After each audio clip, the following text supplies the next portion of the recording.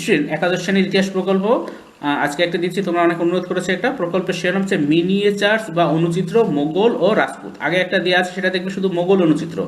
আজকে দিচ্ছি দেখো মোগল ও রাজপুত, এবং এটা তোমাদের কথা মতো পিডিএফ আকার দেওয়া থাকবে, এবং পিডিএফে দেখবে ছবিগুলো দেওয়া থাকবে, কি কি ছবি দিতে হবে সেগুলো আমি পিডিএফে দিয়ে দেবো, তোমরা সেখানে দেখে নিয়ে নিজেরা একটু করে নেবে।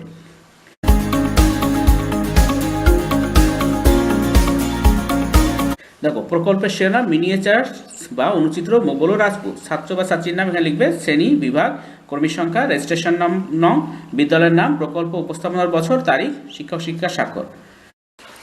প্রকল্পের বিষয় মিনিয়েচার্স বা অনুচিত্র মোগল ও রাজপুত। প্রথম অধ্যায় দেখো 1.1 সূচনা। মোগল শিল্পকলার ক্ষেত্রে বিশেষ উল্লেখযোগ্য ছিল এর চিত্রকলা। মোগল সম্রাটদের পৃষ্ঠপোষকতায় চিত্রশিল্প যথেষ্ট সমৃদ্ধিশালী হয়ে ওঠে। মোগল সম্রাটদের সূক্ষ্ম রুচিবোধ এবং শিল্প মানসিকতার প্রতিফলন ঘটে চিত্রকলার মধ্যে। এই চিত্রকলায় বিশেষত মিনিয়েচার বা অনুচিত্রে ইউরোপীয় ভাবনায় যথেষ্ট প্রভাব ফেলে। পার্শ্বিক প্রভাব প্রসূত অনুচিত্র অঙ্কন পদ্ধতি ভারতে চালু হয় সুলতানি রাজত্বকালে। তবে মোগল আমলে বিশেষত আকবরের রাজত্বকাল থেকে অনুচিত্র অঙ্কনশৈলীর প্রসার ঘটতে শুরু করে। মোগল অনুচিত্রের পাশাপাশি রাজপুতদের আঁকা অনুচিত্রগুলিও যথেষ্ট খ্যাতি লাভ করে। এরপর দেখো 1.2 প্রকল্প।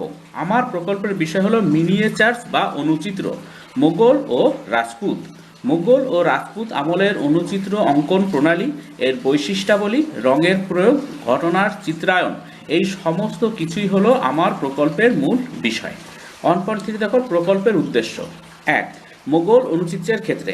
1. প্রাক মোগল আমলের অনুচিত্র অঙ্কন ধারণা কিভাবে মোগল আমলে বিবর্তিত হলো তা অনুসন্ধান করা। 2. মোগল চিত্রকলায় ইন্দো পার্শ্বিক রীতির মিশ্রণ মোগল অনুচিত্রে কতটা প্রভাব ফেললো তা জানা। 3. মোগল দরবারি পৃষ্ঠপোষকতায় অনুচিত্রের কতটা বিকাশ ঘটলো সে ব্যাপারে ধারণা লাভ করা। 4. মোগল চিত্রকলাতে গাছ, পশু, পাখি প্রভৃতি চিত্র হিসেবে স্থান পেয়েছিল, এই ধরনের বিষয়বস্তু অনুচিত্রে কতখানি উপস্থিত ছিল তা জানা। 5. মোগল রাজত্বের সর্বপ্রথম অনুচিত্র সংবলিত পুঁতিটির নাম ও তার বর্তমান অবস্থান সম্পর্কে অবহিত হওয়া। 6. মোগল অনুচিত্র অঙ্কন শৈলীর সর্ববৃহৎ কীর্তিটির সম্পর্কে ধারণা লাভ করা। 7. কোন মোগল শাসকের আমল থেকে অনুচিত্র অঙ্কন শুরু হয় তা জানা এবং সেই সময়কালের অনুচিত্রগুলির পরিচয় লাভ করা।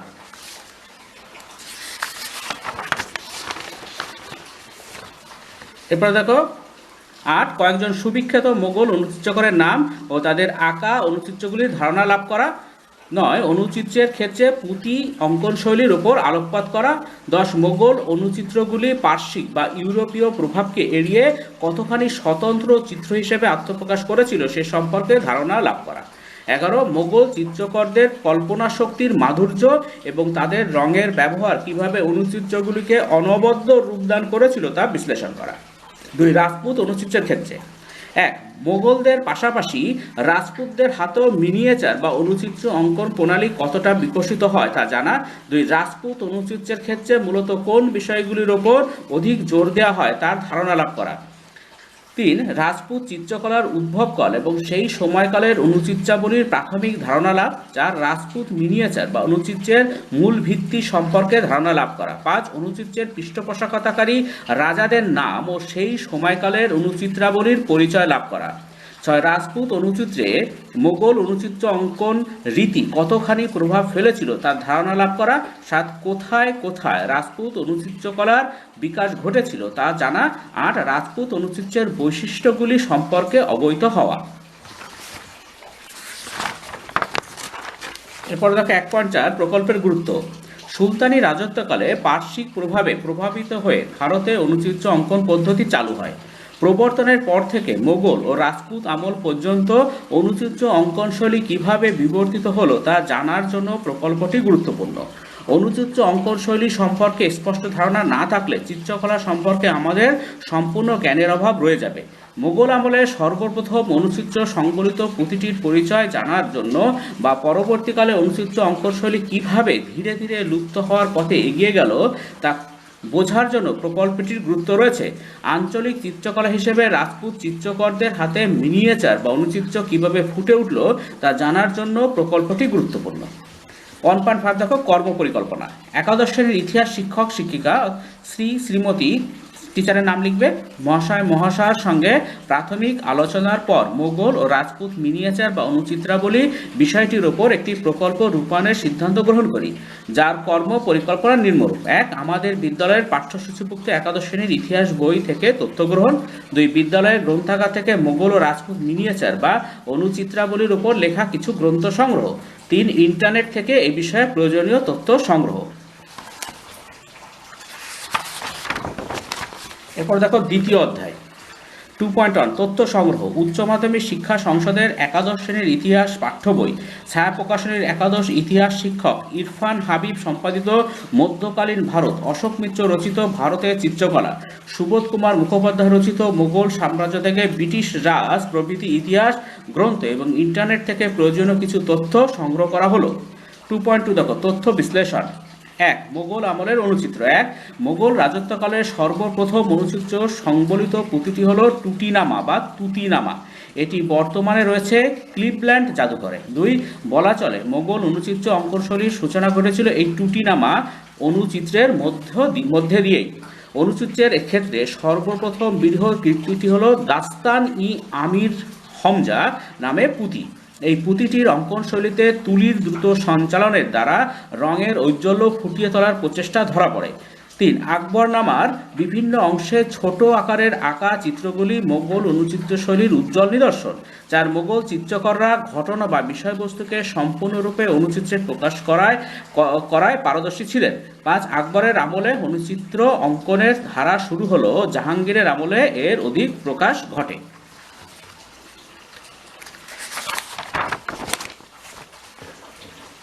জাহাঙ্গীরের ব্যক্তিগত উৎস ও পৃষ্ঠপোষকতায় পুঁথি অলঙ্করণ ও তার চিত্রায়নের জায়গায় প্রতিকৃতি অঙ্কনের উপর ঝোঁক বাড়ে। 6. মোগল আমলে চিত্রকরদের মধ্যে অনুচিত্র আঁকায় পারদর্শী ছিলেন এমন কয়েকজন চিত্রকর হলেন মহেশ, কেশব, আবুল হাসান, মনসুর, বিশেন দাস প্রমুখ। 7. শাহজাহানের পর থেকেই মূলত অনুচিত্র আঁকায় ভাটা পড়ে এবং ধীরে ধীরে অনুচিত্র অঙ্কনশৈলী লুপ্ত হওয়ার পথে এগিয়ে যায়। অবশ্য মোহাম্মদ শাহের রাজত্বকালে 1719 থেকে 48 খ্রিস্টাব্দ মোগল অনুচিত্রকলায় সাময়িকভাবে সাড়া জাগে। 8. হুমায়ুন এবং আকবর পার্শ্বিক চিত্রাঙ্কনীতে প্রভাবিত হয়ে ছোট আকারের ছবি বা মিনিয়েচার পেন্টিং পারস্য থেকে আমদানি করেন। 9. মিনিয়েচার চিত্রগুলি দেওয়ালে টাঙিয়ে রাখা হতো না, এগুলি ছোট হওয়ায় হাতে নিয়ে দেখতে হতো। 10. মিনিয়েচার ছবিগুলি সাধারণত কাগজে আঁকা হতো, এক্ষেত্রে চকচকে ও শক্ত কাগজই বেশি গ্রহণযোগ্য ছিল। 11. মোগল আমলে অনেক সময় পুঁতির অলঙ্করণ হিসেবে মিনিয়েচার চিত্র ব্যবহৃত হতো।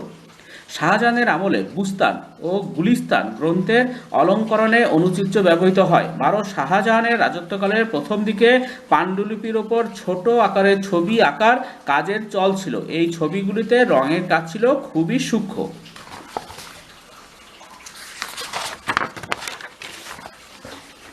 2. রাজপুত আমলের অনুচিত্র। 1. 16 শতকের প্রথমার্ধে রাজপুত চিত্রকলার উদ্ভব ঘটে। এই শতকের শেষের দিক থেকে রাজপুত চিত্রকলার সুনাম ছড়িয়ে পড়তে শুরু করে।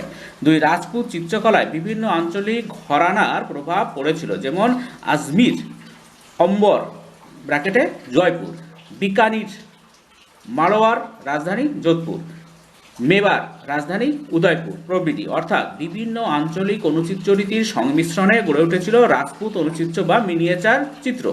3. রাজপুত অনুচিত্রে বিদেশি প্রভাব পড়েনি, তাই রাজপুত অনুচিত্র ছিল সম্পূর্ণ ভারতীয় রীতিতে চিত্রিত। 4. রাজপুত অনুচিত্রের রোমান্টিক প্রেমের দৃশ্য বা বৈষ্ণব বিষয়ক ছবি মেলে। কৃষ্ণের জীবনের বিভিন্ন ঘটনা বা রাধাকৃষ্ণের প্রেম বিরহ মিলনের বেশ কিছু দৃশ্য মেলে রাজপুত অনুচিত্রে। 5. রাজপুত অনুচিত্র অনেকটাই প্রকৃতি নির্ভর, বৃক্ষলতার পাশাপাশি পাখি ও অন্যান্য জীবজন্তুর পার্শ্ব দৃশ্য খুঁজে পাওয়া যায় এই ধরনের অনুচিত্রে। 6. রাজপুত চিত্রচর্চার মূল কেন্দ্র ছিল মেবার।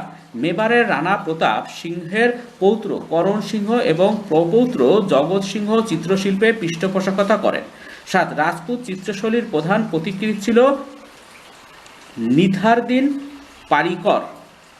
পরবর্তীকালে এই ঐতিহ্য ধরে রাখেন চিত্রশিল্পী সাহেবদিন। 8. সাহেবদিন ছাড়া অন্য একজন বিখ্যাত রাজপুত চিত্রশিল্পী ছিলেন মনোহর। মোগল দরবারের চিত্রকর মনোহর ও রাজপুত চিত্রশিল্পী